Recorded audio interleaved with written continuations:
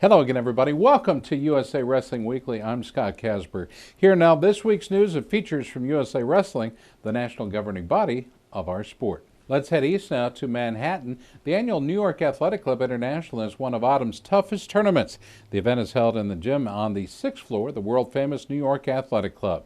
Many of the best Olympic-caliber wrestlers from across the U.S. and around the world travel to New York City to compete in the 3 Olympic styles of wrestling.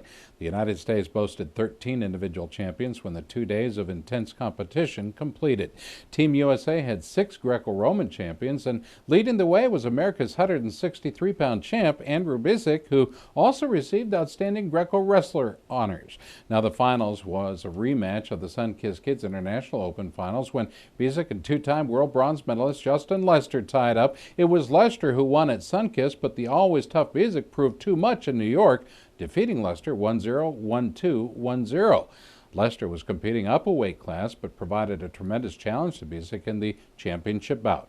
Had a little bit different strategy and was able to get a turn on top, so that makes the difference in a match. I enjoy wrestling him. He's a great competitor, always to the end, and he'll surprise you with anything from anywhere, so it's a great test. Well, it was a good day for the U.S. Army World Class Athlete program as they boasted 3 individual champions themselves. Army wrestler Jermaine Hodge captured the title at 121 pounds. Hodge defeated Max Nowry in the finals 3-0, 1-0. Hodge scored a key takedown and a powerful gut wrench in the first period. It started off a lot sluggish, just from the weight cut. And then as the day progressed, I got a little more motion on my feet, and then we had a little break going into the finals. They brought some of that sluggishness right back out. So we just finished up strong here, qualified for Olympic trials. Army's Glenn Garrison is the champion at 145 pounds. He defeated Polish star Dawid Karasinski by the score of 3-0, 1-0. Garrison had a big 3-point takedown in the first period. I knew he was a tough competitor. Watched him throughout the tournament. But I knew I could really put the pressure on him and capitalize on something, mistake or something of his. Actually caught him in a nice arm drag to his body. I feel great. I like it. I enjoy wrestling. I love wrestling. So 2002 world champion Dramil Byers claimed the 264-pound title in the finals when he beat Polish strongman Lukas Banek. Byers scored a takedown in the third period to clinch the win. He added this title to his growing collection, having also won gold medals at the Sun-Kissed Kids International Open in Arizona and the Armed Forces Championships in Colorado in recent weeks. Right now, most guys can get the matches and the training that they need in practice, everyday practice. But the competitions are my practice, so I'm moving all doubt of what's out there, measuring myself against the rest of the world, getting these matches under my belt, practice. It was deja vu all over again in a rematch of the finals of the 2011 Sun-Kissed Kids International at 132 pounds. 2-time junior world medalist Ellis Coleman scored a third-period pin of 2-time U.S. World Team member Joe Betterman. Coleman secured a fall after he hit a 3-point throw in the third period. The tournament didn't go as planned. Sorry. Yeah. I didn't want anybody scoring me. Right. I've been trying to be dominant this whole year. That's my goal, and it's still my goal. It's not gonna change. And I feel like I could have been more dominant. I did my weight cut wrong this time around, so I'm so happy I made it. R.C. Johnson captured a gold medal at 211 pounds with a big 1-0-2-0 finals win over Darren Burns. Johnson, a 2009 U.S. World Team member, won the Sun-Kissed Kids International in October as well. I thought it was a great competition as always. A lot of the guys came out, a lot of the top guys were here, and I really feel that, all the tournaments we go to, they're good, all the guys are good, and I think it was a tough tournament. And I was fortunate to come out on top today. Well, the U.S. freestylers stepped up their performance as 4 Americans claimed gold medals. 2011 U.S. World Team member Reese Humphrey, who weighed in at 132 pounds, won the Outstanding Wrestler Award. Winning 4 matches on the way to the finals, Humphrey defeated Coleman Scott 1-1, 1-0 in the championship bout. Humphrey had a busy weekend, competing 3 out of 4 days, as he also saw action against the Mongolians and Russians in dual meets held throughout New York City. Humphrey was named the Mat.com Wrestler of the Week for his achievements. All these Americans know me pretty well right now and know what to do against me, so I'm opening up a little bit different, using different kind of tactics against those guys. In my second round match, my coach from Ohio State, Joe Heskett, was in the corner with Danny Mitchell because they're at West Point now.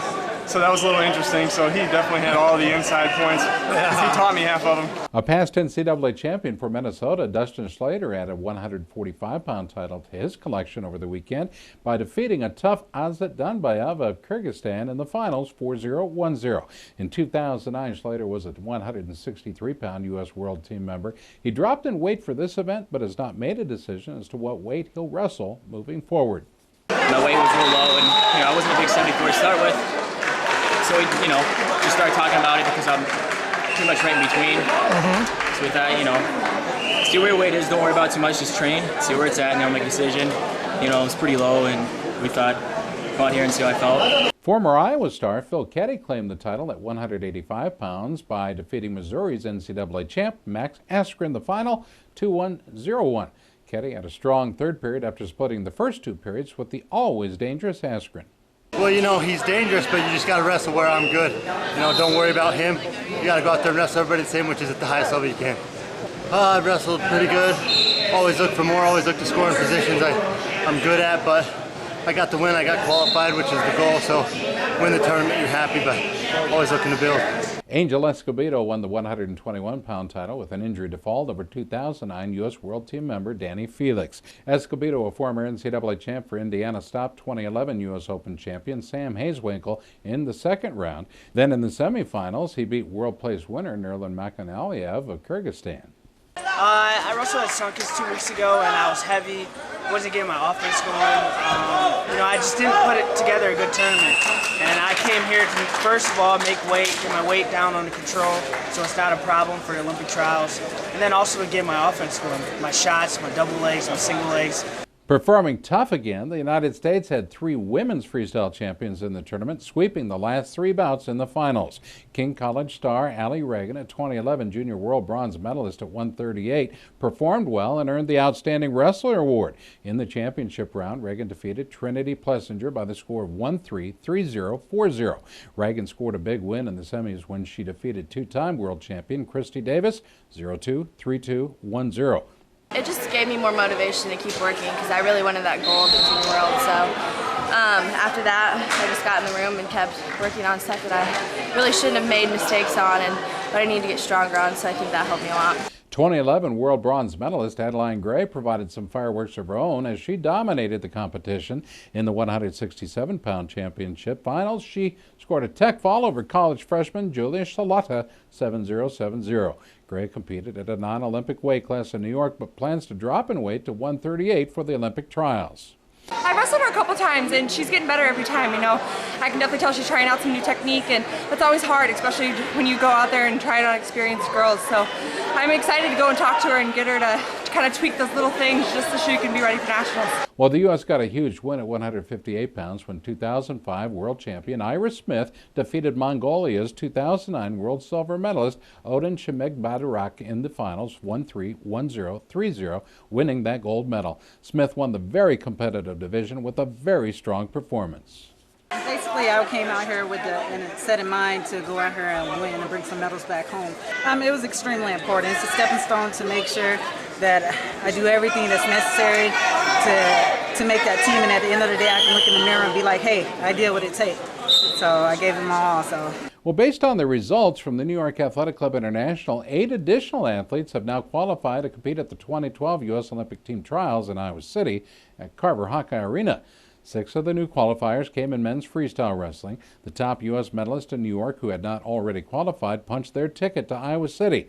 The new men's freestyle qualifiers include the champion at 121 and former Indiana NCAA champ himself, Angel Escobedo. He's joined by 2-time NCAA champion from Penn, Matt Valenti, who was third at 132 pounds. Former Bucknell star Kevin LaValle placed third at 145 pounds. 2 former University of Iowa stars qualified to compete in Iowa City on their home mat. Ryan Morningstar, who took fourth at 163 pounds, and Phil Ketty, who was a 185-pound champion, joined in along with former Central Michigan star Gerard Trice. the runner-up at 264 pounds. Now Greco-Roman and women's freestyle each added a new qualifier as well, both earning their trip to Iowa by winning gold in New York City. Army star Jermaine Hodge won the 121-pound Greco-Roman gold medal, and King College star Allie Reagan grabbed her gold medal at 138 pounds in women's freestyle. Now 88 athletes have already earned their spot in the elite field since the qualification process for the U.S. Olympic team trials began. We'll keep you updated as additional wrestlers qualify for the trials in coming weeks. Stay tuned, there's more. You're watching USA Wrestling Weekly.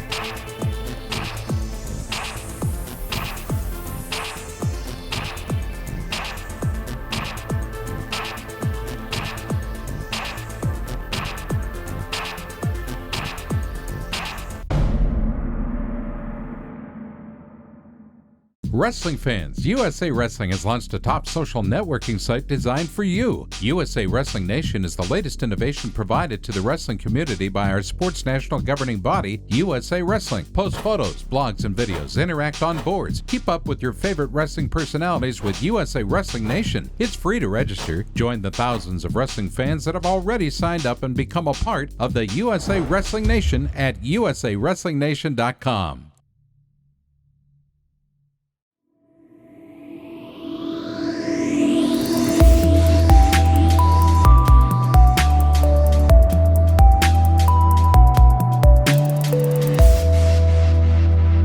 All right, the United States came out strong and finished with an important 5-2 victory over Russia in an international dual meet held at the New York Athletic Club Friday the 11th.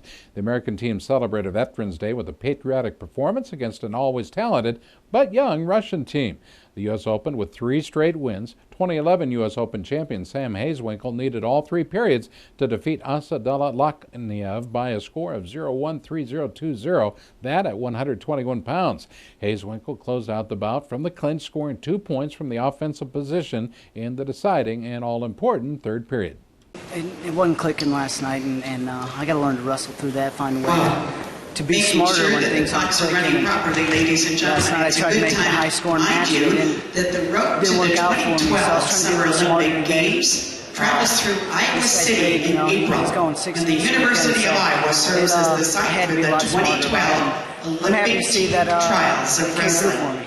Reese Humphrey, the 2011 U.S. World Team member and U.S. Open champion, followed with a strong 2-period win over 132-pound star Alexander Bogmayev, 1-0, 5-0, the final. In the second period, he scored a huge takedown and 2 gut wrenches to put the bout away. So I knew I was going to have a tough one. I knew I was a little bit bigger than him, and they just traveled, so he's a little tired, but it's a big win for me. It felt good to be able to wrestle for the whole match, wrestle hard, which he really made me. Not until the very end did I open up the score. The third U.S. victory came at 145 pounds. 2010 U.S. World Team member Brent Metcalf stopped Azal Aludian Kurbanaliev 3-0, 3-0. Metcalf was able to score from his offense and shut down the Russians' attack.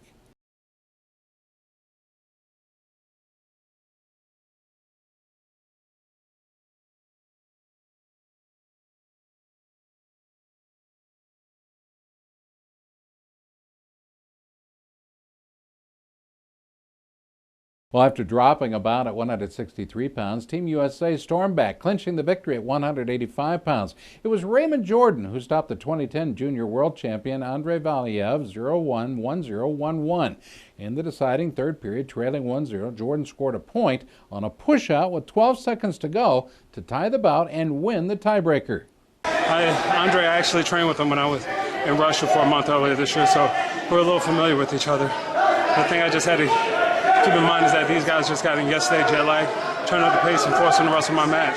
If I got to my positions that I was good at, I know I could finish, so it was just a matter of getting to those positions and moving forward, getting to those positions a little quicker and more often. Russia's second victory came at 211 pounds. The match ended on a high note for the USA when 2010 U.S. World Team member Les Sigmund beat Eduard Bedzarov 4-3, 1-2, 8-0. Sigmund opened up his offense in the third period, finishing the match with a 3-point takedown for a tech fall.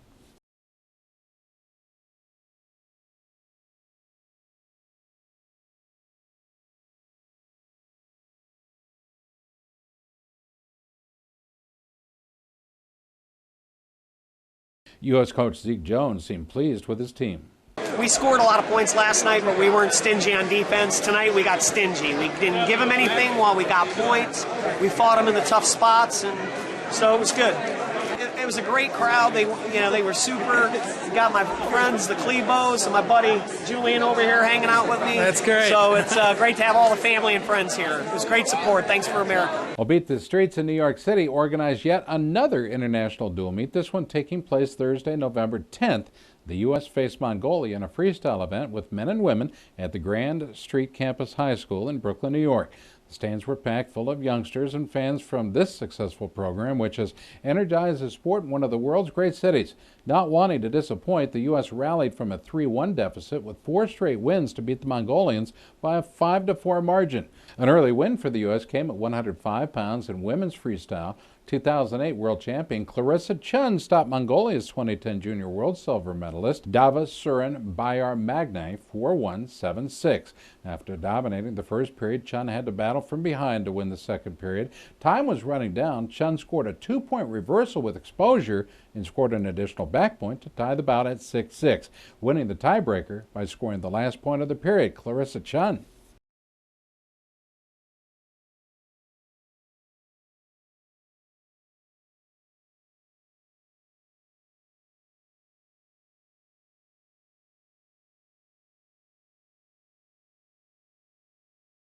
Well, Mongolia won 3 bouts early in the dual meet, but Team USA rebounded with 4 straight wins to clinch the victory. 2011 Pan American Games champion Helen Maroulis got things going by shutting out Bayam Batsurin Sundev 1-0, 4-0 at 121 pounds. Maroulis was 5th at the World Championships this year. I got it done in 2 periods, but this isn't my level of wrestling. I kind of didn't like how I went out there, kind of sluggish.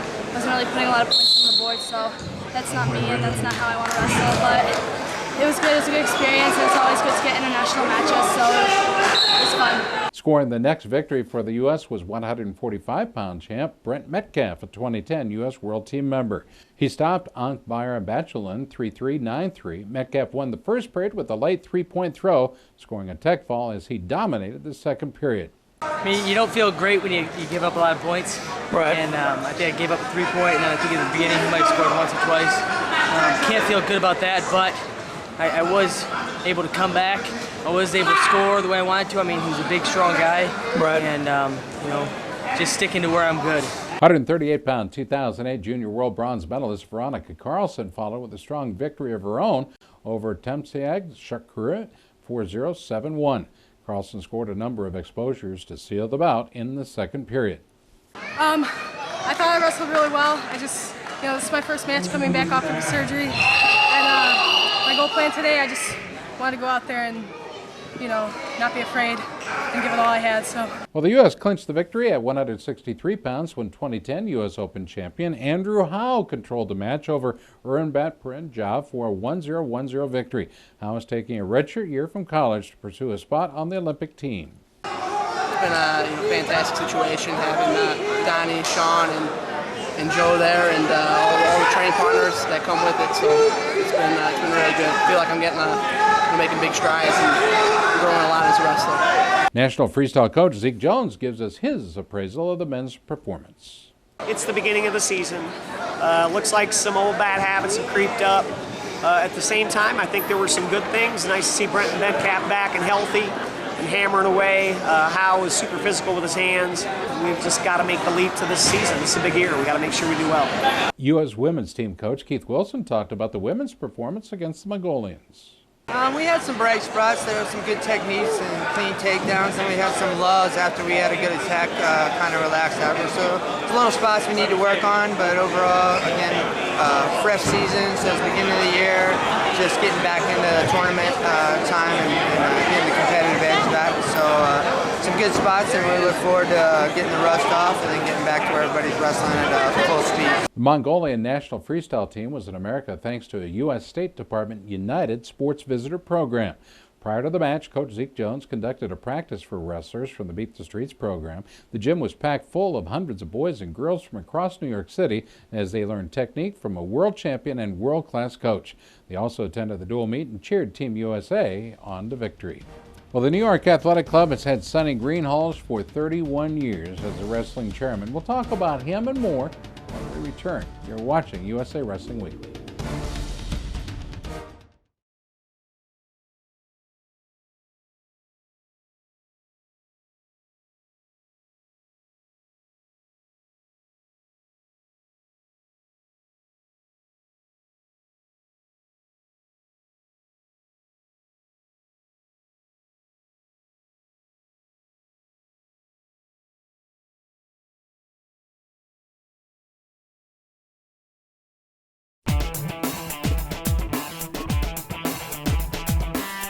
Each season, Liberty Mutual's Responsible Sports Community Grant Program awards $65,000 to youth sports organizations and school sports programs that demonstrate their commitment to responsibility in youth sports. Your organization could be one of our 20 winners this season.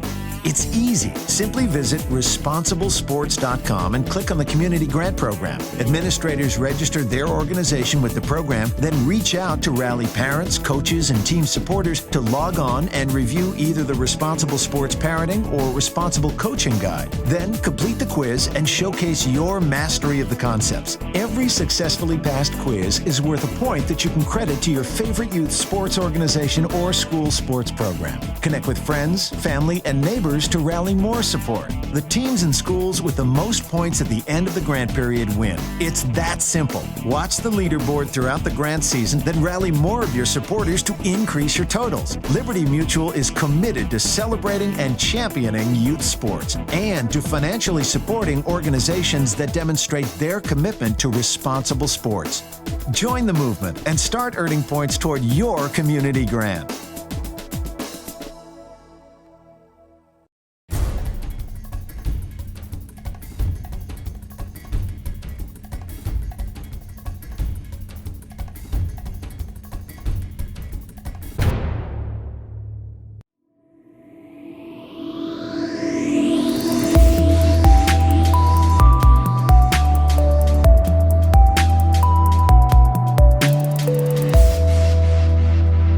For 31 years, Sonny Greenhall served as wrestling chairman for the New York Athletic Club.